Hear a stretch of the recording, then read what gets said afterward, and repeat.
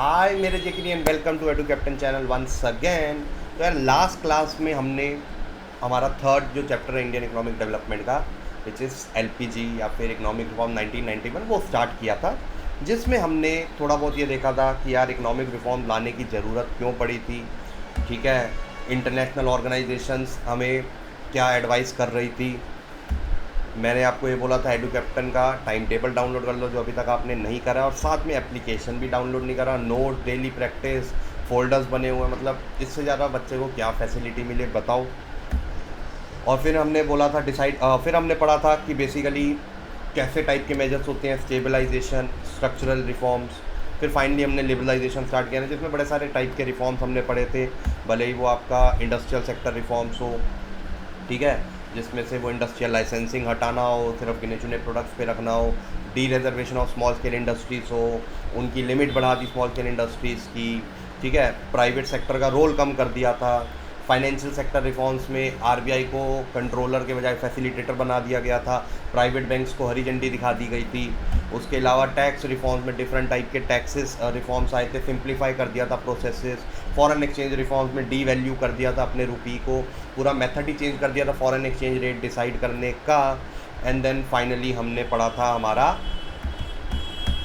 Trade and investment policy reforms, जिसमें हमने देखा था कि यार कैसे क्वांटिटेटिव वो राजकोटा वाला सीन, एक्सपोर्ट ड्यूटीज़ को कम करना, इंपोर्ट ड्यूटीज़ को कम करना, एक्सेट्रा, ताकि कंपटीशन बढ़े। और मैंने आपको ये भी बोला था कि यार एडू कैप्टन की एप्लीकेशन पे कोर्सेज लाइव हैं, जाकर आप देख सकते हैं और सब्सक्राइब भी कर सकते हैं। भैया इतनी अच्छी फैसिलिटीज़ इतने मामूली से पैसों में बहुत ही कम चांसेस आपको मिल जाएं। नंबर आपकी स्क्रीन पे इंक्वायर कर सकते हैं, कौन सा कोर्स है, क्या प्राइस है, क्या क्या फैसिलिटीज़ मिलेंगी। 5 डेज़ मनी बैक गारंटी का ऑफ़र चल रहा है, जिसमें 5 दिन के अंदर अंदर अगर आपको मज़ा नहीं आया, अगर आपको लग रहा है कि यार एज़ पर एक्सपेक्टेशन या एज़ पर प्रॉमिस नई सर्विस मिल रही है, तो पैसा वापस मांग सकते हो, बट ऐसा नहीं होगा, ये मैं आपको गारंटी देता हूँ। उसके बाद रिजल्ट्स तो हमारे हर बार की तरह अच्छे हैं, और 2023 के भी रिजल्ट्स आर स्टिल काउंटिंग, और रिसेंटली जल्दी आपको हम अपडेट करेंगे। आज हम फाइनली स्टार्ट करने वाले हमारे जो अदर जो दो चीज़ें हुई थी, PNG, प्राइवेटाइजेशन एंड ग्लोबलाइजेशन, और फिर इस चैप्टर को ख़त्म करेंगे दो कंसेप्ट पे, which is demonetisation and GST, जो आप सबको पता ही है, बट फिर भी एक बार हम पढ़ेंगे डीप में क्योंकि MCQ आ सकते हैं। तो प्राइवेटाइजेशन का मतलब क्या है यार, ओवर द ईयर्स हमने देखा गया है ऐसा कि जब भी गवर्नमेंट से कोई कंपनी नहीं संभल रही है, उससे नहीं मैनेज हो पा रही है, लॉसेज बहुत आ रहे हैं, तो they try to sell off, वो सेल कर देते हैं इंडस्ट्रीज़ को, चलो भाई बेचो इसे। एंड कहीं ना कहीं वो सही भी है, क्योंकि लॉसेज आने से अच्छा यार प्राइवेट सेक्टर को ओनरशिप दे दो, ताकि वो अच्छे से अपॉर्चुनिटीज़ पे कैपिटलाइज कर सकें। जैसे अभी रिसेंटली एयर इंडिया के साथ हुआ था, और मारुति उद्योग, IPCL, IBP, ऐसी कई सारी कंपनीज़ के साथ हो चुका है। तो बेसिकली प्राइवेटाइजेशन का मतलब क्या होता है, transfer of ownership, management and control of public sector enterprises, ठीक है, from government to private sector, from public sector to private sector. Privatisation दो तरीक़ों से हो सकती है। अच्छा, मैं सबसे पहले ये बता दूं, थोड़ा सा I am little under the weather today, तो हो सकता है आपको इतनी वाइबिंग नहीं हो पा रही हो, या इतना एनर्जी नहीं आपको महसूस हो पा रही हो, बट क्लास नहीं रुकनी चाहिए। तो प्राइवेटाइजेशन दो वेज में होती है, एक होता है ट्रांसफ़र ऑफ ओनरशिप, एंड दूसरा होता है by selling of part of equity. जब आप पूरी की पूरी कंपनी ही ट्रांसफ़र कर दो, बिडिंग लगाते हो प्रॉपर, तो उसको बोलते हैं ट्रांसफ़र ऑफ ओनरशिप, जैसे एयर इंडिया के केस में। और एक होता है कुछ पार्ट सेल ऑफ कर दिया, उसको बोलते हैं डिसइन्वेस्टमेंट। इन्वेस्टमेंट होता है पैसा लगाना किसी चीज़ में, डिसइन्वेस्टमेंट होता है आपने उस इन्वेस्टमेंट से पैसा निकाल लिया। अच्छा, ऑब्जेक्टिव क्या था प्राइवेटाइजेशन, जैसे कि लॉसेस बहुत हो रहे होते हैं, तो प्राइवेटाइजेशन से फाइनेंशियल डिसिप्लिन आ जाएगा और मॉडर्नाइजेशन जो है वो प्रमोट होगा, क्योंकि गवर्नमेंट इतनी जल्दी अपॉर्चुनिटीज़ पे कैपिटलाइज नहीं करेगी जितना प्राइवेट जो एंटरप्रेन्योर्स होते हैं वो कर लेते हैं। जैसे उनको दिखता है यार ये अच्छी टेक्नोलॉजी, इसको डालो बिजनेस में, हमारा इससे प्रॉफिट बढ़ सकता है। उसके बाद ठीक है, गवर्नमेंट ने ऐसा नहीं कि सारा का सारी जितनी इंडस्ट्री थी सभी बेच दी, खाली बैठ गई वो घर पे, ऐसा नहीं है। जिन इंडस्ट्रीज़ में उसे स्कोप लग रहा था उन्हें अपने पास रखा और उनको स्पेशल स्टेटस दे दिया, नवरत्नास, महारत्नास, मिनी रत्ना, ठीक है। और ये आइडिया कहाँ से आया नवरत्ना, महारत्ना, मिनी रत्नास का? विक्रमादित्य जो राजा थे वो अपने काउंसिल को ऐसे ही नाम से बुलाते थे, ठीक है, Navratnas, Maharatnas, mini Ratna. Navratna basically the word, Navratna, Navratna, Navratna वो आपकी नमकीन नहीं है, और उसके साथ जो लेते हैं वो मत समझ लेना, ठीक है। और एज ऑफ 30 सितंबर 8 महारत्न थे, 16 नवरत्न थे, 74 मिनी रत्न थे, और जुलाई 2021 तक 10 महारत्न, 14 नवरत्न एंड 73 मिनी रत्न है। एंड आई गेस ये थोड़ा सा और चेंज हुआ है, तो वो भी एक बार अपग्रेडेड इन्फॉर्मेशन ले लेना, बट इतने काम की नहीं है। ये क्यों करी गई थी? क्योंकि उन इंडस्ट्रीज़ में स्कोप लग रहा था इन्हें, ठीक है जी, बहल हो गई, ONGC ये वो वगैरह वगैरह एक्सेट्रा। और ये क्यों बनाया गया? क्योंकि इस पर ध्यान दे सके अच्छे से। 3 कैटेगरीज में डिवाइड करा, नवरत्ना, महारत्ना, मिनी रत्ना, तो इन पे ध्यान दे सके अच्छे से, इनमें प्रोफेशनलिज्म लेकर आ सकें, मैनेजीरियल फ्रीडम दे सकें, इनको अपने आप को मैनेज कैसे करें ये इनको खुद फ्रीडम दे सकें, ऑपरेशनल ऑटोनॉमी कैसे काम करना है इनको फ्रीडम दिया जाए, ताकि ये खुद ही ग्रो हो। तो मोटा मोटा प्राइवेटाइजेशन में ये हुआ था आप लोगों का, ठीक है। तो जो जो गवर्नमेंट को स्कोप लग रहा था वो अपने पास रखा। अच्छा, एक टाइप के गुड्स ऐसे होते हैं जिसमें नॉर्मली गवर्नमेंट का रोल बहुत रहता है, वो मैं आपको बता दूं। 2 टाइप के होते हैं इनफैक्ट, एक होता है नॉन एक्सक्लूडेबल और एक होता है non rivalrous. I guess spelling ठीक है, एक बार देख लेना। Non excludable, non rivalrous. Basically non excludable क्या होते हैं? जिसमें आप एक्सक्लूड नहीं कर सकते किसी को, ठीक है, यूज़ करने से गुड्स। जैसे सपोज़ करो पानी की बॉटल है, सपोज़ करो बिस्लेरी की, तो बिस्लेरी के पास अथॉरिटी है कि भाई जो ज़्यादा पैसे देगा वो उसको बेचेगी ना पानी की बॉटल, ठीक है।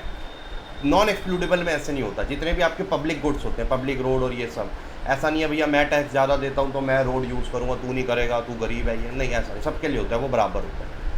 नॉन राइवलरस में क्या होता है कि किसी एक के यूज़ करने से दूसरे के लिए क्वांटिटी कम नहीं बचती, ऐसा नहीं होता, मतलब कम बचती है ऐसा नहीं होता, ठीक है। ऐसा नहीं है बिल्कुल भी कि अगर कुछ लोग कुछ ज़्यादा इसकी डिमांड बढ़ जाएगी तो इसकी क्वालिटी जो है वो डिग्रेड हो जाएगी, इसकी क्वांटिटी कम हो जाएगी, ऐसा नहीं होता। अगेन पब्लिक गुड्स ही होते हैं इसमें भी, ठीक है। जैसे कि पब्लिक पार्क्स, ब्रॉडकास्टिंग होती है, तो जितने ज़्यादा लोग टीवी चलाएंगे ऐसा तो नहीं क्वालिटी कम हो जाती है वीडियो की, ऐसा कुछ ना, ऐसा कुछ नहीं है, ठीक है। नॉलेज एक और एग्जांपल है, नॉलेज शेयरिंग होता है, तो जितने ज़्यादा लोग होंगे उतना बेटर होता है। तो इनको non excludable and non rivalries बोला जाता है, ठीक है। तो ऐसे गुड्स जो मतलब पब्लिक गुड्स ही होते हैं, ऐसे गुड्स ज़्यादातर गवर्नमेंट ही पार्टिसिपेट करती है उसमें। अब चलते हैं हमारे जी पे, ग्लोबलाइजेशन। ग्लोबलाइजेशन का मतलब क्या है यार? कि इकोनॉमीज़ के बीच में, डिफरेंट कंट्रीज़ के बीच में ट्रेडिंग इजीली हो सके, बिजनेस इजीली हो सके। तो आजकल तभी आप देखोगे ज़्यादा से ज़्यादा कंट्रीज़ जो पहले मतलब आँख नहीं भाते थे एक दूसरे को, तो use to see each other eye to eye, अब वो दोस्ती का हाथ बढ़ाने लग गए हैं, भले ही वो नॉर्थ कोरिया अमेरिका जैसा सीन हो कुछ, ठीक है। इसका रीज़न क्या है? उनके माइंड में एक ही चीज़ चल रही होती है, दिस इज़ बिजनेस, ये बिजनेस है। वो उनका दोस्ती का कोई ऑब्जेक्टिव नहीं है, उनका पर्पस यही है, बिजनेस करना है, ट्रेडिंग इजी हो सके, दोनों इकॉनमी का फ़ायदा, मतलब अपनी का फ़ायदा हो, हम तो इसलिए जा। तो ग्लोबलाइजेशन में यही होता है, जहाँ पर जो नेशनल बाउंड्रीज बनी हुई है वो बिजनेस के लिए जो है वो हट सके। इंटीग्रेट कर दो नेशनल इकॉनमी को with world economy by removing the trade barriers, ताकि ईजिली गुड्स एंड टेक्नोलॉजीज आपस में शेयर कर सकें। ऑब्जेक्टिव है बॉर्डरलेस वर्ल्ड बन जाए, कोई बॉर्डर्स ना हो, गुड्स इजीली मूव हो सकते हैं। अच्छा, ग्लोबलाइजेशन में क्या क्या चेंजेस आए थे आप लोगों के? वो थे कि सबसे पहले तो FDI को 51% तक ले आए थे, सब में नहीं, जिनमें हाई टेक्नोलॉजी या हाई इन्वेस्टमेंट इंडस्ट्रीज इन्वॉल्व, सिर्फ उन्हीं से, क्योंकि मॉडर्नाइजेशन लाना था। No permission was required for hiring foreign technicians, पहले परमिशन की जरूरत थी, अब नहीं है। अब आपको किसी फॉरेन टेक्नीशियन को बुलाना है, उसको हायर करना है, या फिर कोई प्रोडक्ट टेस्ट करना है इंडिजेनसली, मतलब अपने यहाँ पर जो हमारे यहाँ पर बनी हुई टेक्नोलॉजी उसको टेस्ट करना है, लेकिन 1 करोड़ तक की लिमिट थी, उससे ऊपर लगेगा तो उसके लिए परमिशन लेनी पड़ती। और हाई प्रायोरिटीज़ इंडस्ट्रीज़ बांध दी गई थी कि इन्हीं के लिए है ये फैसिलिटी, ये पर्टिकुलर रूल। अच्छा, इसमें हमें इतना डीप जाने की जरूरत नहीं है कि वो हाई प्रायोरिटी इंडस्ट्रीज़ कौन सी। रुपी को डीवैल्यू कर दिया था, ये हमने पढ़ा था, बाय नियरली 20%, 20% तक उसकी वैल्यू, ताकि एक्सपोर्ट्स ईजिली हो सकें अच्छे से। कई लोग जो हैं वो फेवर में होते हैं ग्लोबलाइजेशन के, वो बोलते हैं कि यार ग्लोबलाइजेशन से ना बाहर की मार्केट्स का भी एक्सेस मिलता है तो डेवलपमेंट और हो जाती है, टेक्नोलॉजी शेयर होती है तो बेटर फ्यूचर प्रोस्पेक्ट्स मिलते हैं लार्ज इंडस्ट्रीज़ के लिए, तो इंडस्ट्रीज़ के लिए बहुत अच्छा होता है ग्लोबल। अच्छा, कई लोग इसके अगेंस्ट भी हैं, ये भी क्वेश्चन कहीं पर ही आ जाता है। अगेंस्ट में क्या बोलते हैं कि यार ये जो ग्लोबलाइजेशन का बेनिफिट है ना, ये सिर्फ डेवलप्ड कंट्री तक ही रिस्ट्रिक्टेड रहता है। मतलब अगर एक डेवलपिंग कंट्री या अंडर डेवलप्ड कंट्री और दूसरी डेवलप कंट्री ये आपस में मिले और ये ट्रेड करें तो इसका ज़्यादा बेनिफिट डेवलप्ड कंट्री को होगा in respect to underdeveloped country. ठीक है, ऐसा बोला जाता है। क्यों? क्योंकि वो मानते हैं कि यार ये जो डेवलप्ड कंट्री है वो तो उनकी टेक्नोलॉजी से उनकी मार्केट एक्सेस ले लेगी, अपने गुड्स उनको बेच देगी, उनके अच्छे टेक्नोलॉजी वाले गुड्स होंगे तो जो अंडर डेवलप कंट्री के लोग हैं वो उन्हीं के गुड्स प्रेफर करेंगे। लेकिन ये रिस्ट्रिक्शंस लगा देते हैं अंडर डेवलप कंट्री के लिए, अंडर डेवलप कंट्री पे इतनी अच्छी टेक्नोलॉजी नहीं भेजेंगे अपनी। ठीक है, और कहीं ना कहीं लोगों का मानना भी यही है, कई जो प्रोफेशनल्स हैं उनका मानना भी है कि ग्लोबलाइजेशन से आपकी डिस्पैरिटी और बढ़ेगी, मतलब अमीर नेशन और अमीर हो जाएगा, गरीब और गरीब हो जाएगा, लोगों के बीच में डिस्पैरिटी बढ़ेगी। तो कई लोगों का ये भी मानना है कि यार ये गलत भी होता है ग्लोबलाइजेशन, जो कि वो भी अपने पॉइंट पे वैलिड थे। तो बेसिकली आपका क्वेश्चन आ सकता है कि क्रिटिसाइज़ करो ग्लोबलाइजेशन को या what are the benefits of globalisation, तो आप ऐसे कर सकते हैं। उसके बाद ग्लोबलाइजेशन के अंदर ही एक और वर्ड आता है आउटसोर्सिंग। जब आप किसी चीज़ को अच्छे से नहीं कर सकते तो आप क्या करोगे, बाहर से ही करवाओगे वो चीज़। बस इतना सा कंसेप्ट होता है आपका आउटसोर्सिंग, जिसमें आप कॉन्ट्रैक्ट आउट कर देते हो कुछ एक्टिविटीज़ टू थर्ड पार्टी जो आप पहले कर पा रहे थे, लेकिन आपको उसमें और एक्सपर्टीज चाहिए और प्रोफेशनलिज्म चाहिए। अब जैसे आपकी आईटी इंडस्ट्री इतनी ग्रो हो रही है तो आप देखोगे आउटसोर्सिंग कितना ज़्यादा कन्वीनियंट हो गया, स्पेशली केपीओस, नॉलेज प्रोसेस आउटसोर्सिंग, या फिर बीपीओस, बिजनेस प्रोसेस आउटसोर्सिंग। पूरा का पूरा वो कस्टमर केयर का, जो अमेरिकन कंपनी लेकिन कस्टमर केयर का पूरा ऑर्गेनाइजेशन उन्होंने इंडिया में सेटअप किया हुआ है, जस्ट बिकॉज आईटी सेक्टर इतना इम्प्रूव हो चुका है अब इंडिया में। तो आउटसोर्सिंग कितना ज़्यादा इंटेंसिफाई हो गया है ये बताता है। अब चलते हैं हमारे इकोनॉमिक रिफॉर्म्स के कंफ्यूजन पे और कुछ गुड पॉइंट्स और कुछ बैड पॉइंट्स निकालते हैं। गुड पॉइंट्स में अगर हम देखें तो हमारा रेट बढ़ गया था इकोनॉमिक ग्रोथ का, ठीक है, बहुत अच्छी बात थी। अच्छा, फॉरेन इन्वेस्टमेंट आने लग गई थी, एफडीआई बढ़ाया था, तो फॉरेन एक्सचेंज रिजर्व फाइनली बढ़ने लग गया था, जो बहुत कम होने जा रहा था, मतलब ख़त्म ही होने वाला था ऑलमोस्ट। एक्सपोर्ट्स बढ़े थे क्योंकि एक्सपोर्ट ड्यूटीज़ और ये सब हटा दिया था। इन्फ्लेशन जो है कंट्रोल में आ गई थी, हमारे स्टेबलाइजेशन मेजर्स हमने जो पढ़े थे, प्राइवेट सेक्टर का रोल बढ़ा था। तो ये सारे गुड पॉइंट्स थे इकोनॉमिक रिफॉर्म्स। लेकिन किसी भी सिचुएशन में सिर्फ गुड नहीं होता, बैड भी होता, तो हमें उसको भी एम्ब्रेस करना चाहिए। तो बैड पॉइंट्स में अगर हम देखें, अनएम्प्लॉयमेंट बढ़ रही थी यार, वही globalisation can be one of the reason. ठीक है, इंडस्ट्रियलाइजेशन, जितनी मॉडर्नाइजेशन होगी, जितने मशीन्स आप इन्वेंट करोगे, उतने लोगों की नौकरी जाती है। एग्रीकल्चर टोटली निगलेक्ट हो गया। आपने कहीं पर भी एग्रीकल्चर के रिलेटेड कुछ पढ़ा, उन्होंने निगलेक्ट ही कर दिया। Industry industry industry, service service service, बस। गवर्नमेंट ने अपनी इन्वेस्टमेंट ले ली एग्रीकल्चर से, उस पर ध्यान नहीं दे रही थी, सब्सिडीज़ हटा दी थी, तो कैश क्रॉप्स का बहुत ज़्यादा फ़र्क पड़ा था। ठीक है, इंपोर्ट ड्यूटीज़ को रिड्यूस कर दिया था ताकि बाहर से भी और फूड क्रॉप्स आ सके। तो एग्रीकल्चर तो टोटली निगलेक्ट कर दिया था। मतलब घर का वो एक, सपोज करो कोई न्यू बॉर्न हुआ तो बड़े बच्चे को जैसे निगलेक्ट नहीं कर देते और वो नाराज़ होकर एक जगह बैठ जाता है, ऐसे वाला सीन हो गया एग्रीकल्चर के साथ। Low level of industrial growth, industry की जो ग्रोथ थी वो बहुत लो लेवल थी, क्योंकि अगेन चीप इंपोर्टेड प्रोडक्ट्स मिल रहे थे चाइना जैसी कंट्रीज से। इंफ्रास्ट्रक्चर बहुत अच्छा नहीं था हमारे यहाँ पर, और जो नॉन टैरिफ बैरियर्स थे डेवलप्ड कंट्रीज़ के, ग्लोबलाइजेशन के अगेंस्ट पॉइंट्स में हमने देखा था कि जो डेवलप्ड कंट्रीज होती है वो बैरियर्स लगा देती है, भैया हम तो डेवलप्ड है, हम क्यों ग्लोबलाइजेशन की तरफ जाएं, हम ठीक है। इनइफेक्टिव डिसइन्वेस्टमेंट पॉलिसीज़, जो इन्वेस्टमेंट पॉलिसीज़ थी उन्हें अच्छे से इम्प्लीमेंट नहीं किया गया, बहुत ही इनइफेक्टिव थी। कुछ भी, मतलब कोई भी इंडस्ट्रीज़ बेची जा रहे थे, जहाँ लॉ दिखा बेच, जहाँ पर स्कोप था उनको ज़्यादा अच्छे से उन्होंने मैनेज नहीं किया। टैक्स पॉलिसी भी कोई इतनी अच्छी नहीं रखी, टैक्स इवेजन भी अभी बहुत हो रहा था। कंज्यूमरिज्म बहुत फैल रहा था। अच्छा, कंज्यूमरिज्म का मतलब क्या होता है कि भैया कंज्यूमर की डिमांड के ऊपर सोचना, जहाँ पर लग्जरी प्रोडक्ट्स आप बनाते थे, सुपीरियर कंजम्पशन वाले प्रोडक्ट्स बनाते, तो ये बहुत बड़ा इशू है। उसके बाद जो ग्रोथ थी वो भी काफ़ी अनबैलेंस्ड ग्रोथ थी। ज़्यादा अच्छी ग्रोथ नहीं थी, ग्रोथ थी लेकिन अनबैलेंस थी। मतलब हम ये नहीं कह सकते थे कि फाइनली हमारी इकॉनमी का पोटेंशियल बढ़ गया, कभी भी नीचे गिर सकते थे अगर एक गलती हुई, ऐसा वाला सीन। ठीक है, अब चलते हैं फाइनली हम डिमोनेटाइजेशन। आप सबको पता है डिमोनेटाइजेशन हुआ था और 2016 में क्यों हुआ था, क्या किया गया था। तो डिमोनेटाइजेशन एक ऐसा प्रोसेस होता है जिससे हम किसी अपनी करेंसी को, कोई भी कंट्री अपनी करेंसी को इलीगल टेंडर जो है वो डिक्लेयर कर देती कि मतलब now this currency can not be use as a medium of exchange. जैसे 2016 में हो ना 500 और 1000 के नोट, और उसकी जगह न्यू भी ले आते हैं। तो demonetisation is a process by which demonetised note cease to accept as legal currency for any kind of transaction, और ओल्ड करेंसी को रिप्लेस करके न्यू ले आते हैं। जैसे अभी हमने देखा 500 के नए नोट आ गए, 2000 के आ गए, अब 2000 के भी ख़त्म कर दिए गए। अब इम्पैक्ट क्या होता है इसका, क्यों लाया जाता है? सबसे पहली बात तो देखो, सबसे पहली बात ये समझना जरूरी है, डिमोनेटाइजेशन पहली बार नहीं हुआ था 2016, 1946, 1978, 2016, इन तीनों साल में हुआ था। आप मानो कि 10,000 का नोट भी था इंडिया, 10,000 का नोट 1978 में वो टोटली फिर ख़त्म कर दिया था। पूछना अपने पेरेंट्स से, 10,000 का नोट करना। फीचर्स ऑफ डिमोनेटाइजेशन, एक टैक्स एडमिनिस्ट्रेटिव मेजर है ये। टैक्स एडमिनिस्ट्रेटिव मेजर मतलब कि जो ब्लैक मनी होता है, जो चोरी कर लेते हैं, टैक्स बचा बचा कर गलत इनकम दिखा दिया, उसको कर्ब करने के लिए बनाया गया था।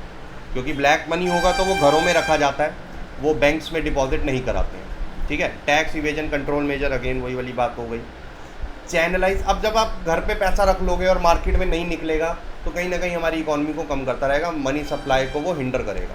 तो ये भी एक मोटिव था इसके पीछे, जो घरों में छुपा हुआ पैसा है, जो शायद आप लोगों की मम्मी के भी अलमीरा से काफ़ी निकले होंगे, तो आप लोगों के फादर से छुपा छुपा के उन्होंने रखे होंगे, तो काफ़ी निकले वो भी। तो channelise savings into formal financial sector.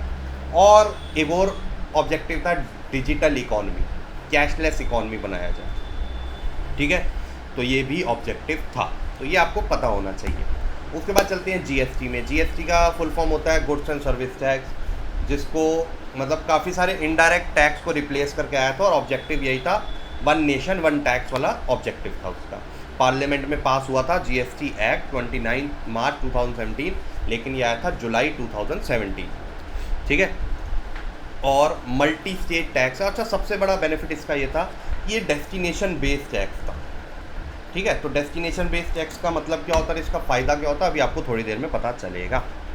Components of GST 3 थे, CGST, SGST, IGST. CGST and SGST तब लगता है जब इंट्रा स्टेट, मतलब एक ही स्टेट में सेल एंड परचेज हो रही है, buyer and seller both belong to same state. तो जितना भी जीएसटी लगता है दो पार्ट्स में लगता है, एक सीजीएसटी जो सेंट्रल गवर्नमेंट के पास जाता है, और एक एसजीएसटी जो स्टेट गवर्नमेंट के पास जाता है। और तीसरा कंपोनेंट आईजीएसटी जो इंटर स्टेट में लगता है, कि जब buyer and seller belong to different states, उसको आईजीएसटी बोलते हैं। ठीक है, वो सारा सेंट्रल गवर्नमेंट के पास जाता है। जीएसटी के रेट 4 ही हैं, 5, 12, 18 and 28। Composition of GST council कुछ इस तरीके से है कि जो उसका मिनिस्टर है, यूनियन फाइनेंस मिनिस्टर होगा, वो काउंसिल का चेयरपर्सन होगा। जो स्टेट लेवल पे यूनियन फाइनेंस मिनिस्टर होगा वो वाइस चेयरपर्सन होगा। जो अदर फाइनेंस मिनिस्ट्रीज में होंगे ऑफिसर्स, वो उसके मेंबर्स होंगे, जो स्टेट गवर्नमेंट जिनको नॉमिनेट करेगी। बट इतना आपको ध्यान देने की जरूरत नहीं, सिर्फ बता रहा हूँ। इफेक्ट ऑफ जीएसटी क्या हुआ कि फाइनली डेस्टिनेशन बेस्ड टैक्स या कंज्यूमर के ऊपर फाइनल, पहले क्या होता था कि यार टैक्स के ऊपर टैक्स लगता जाता था, तो वो बहुत बड़ा इशू था।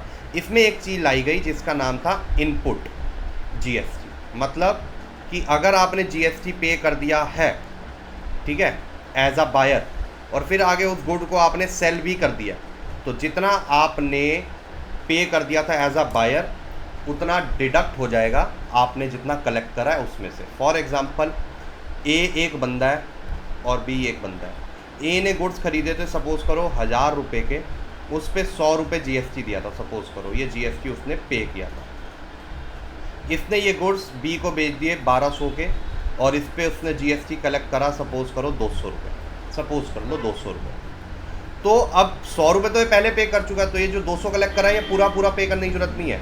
वो बोलेगा, और ऐसा रूल है जीएसटी में कि ए अपने इस 200 में से 100 रुपये रख लेगा, और जो बाकी के 100 रुपये हैं वो दे देगा गवर्नमेंट को। तो अल्टीमेटली ए के ऊपर कोई बर्डन नहीं पड़ा टैक्स का। और जो फाइनल जिसके पास गुड्स होते हैं, डेस्टिनेशन बेस्ड टैक्स तभी बोला जाता है कि जो आगे सेल नहीं करेगा वो डेस्टिनेशन बन गया गुड्स की, बस उसके ऊपर टैक्स का बर्डन पड़ेगा, बीच में से किसी भी इंटरमीडिएरी पे टैक्स का बर्डन नहीं पड़ेगा। तो ये जो कास्केडिंग इफेक्ट होता था ना, टैक्स के ऊपर टैक्स लगता था, जब वैट था, जब सीएसटी था, वो हटा दिया गया था। ठीक है, तो ये पूरा सीन होता था, इसमें सारा सीन ये होता था। इफेक्ट ऑफ जीएसटी सबसे बड़ा बेनिफिट। एडवांटेजेस, जो कास्केडिंग इफेक्ट था वो हट गया इससे। मल्टीपल लेयर्स ऑफ टैक्सेशन, बंदे कंफ्यूज हो जाते थे, वो हट गया। एडमिनिस्ट्रेशन अच्छी रही, बहुत अच्छे रिसोर्सेज यूज़ किए गए, बिजनेस ईजी बन गया, जीएसटी लगता है आप जहाँ भी जाओ बस। डिसएडवांटेजेस, आईटी इंफ्रास्ट्रक्चर अभी भी इतना डेवलप नहीं है गवर्नमेंट में या कई लोगों के पास।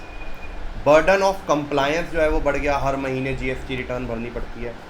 पेट्रोलियम प्रोडक्ट्स पे अभी भी नहीं लग रहा, क्योंकि फिर वहाँ पर गवर्नमेंट का रेवेन्यू कम हो जाएगा, क्योंकि 4 ही रेट है और वही लगा सकते हो, और अभी तो 100% लगता है पेट्रोल्स पे। और टैक्स ऑफिसर्स की कोचिंग करवाना, ये भी एक डिफ़िकल्ट टास्क था।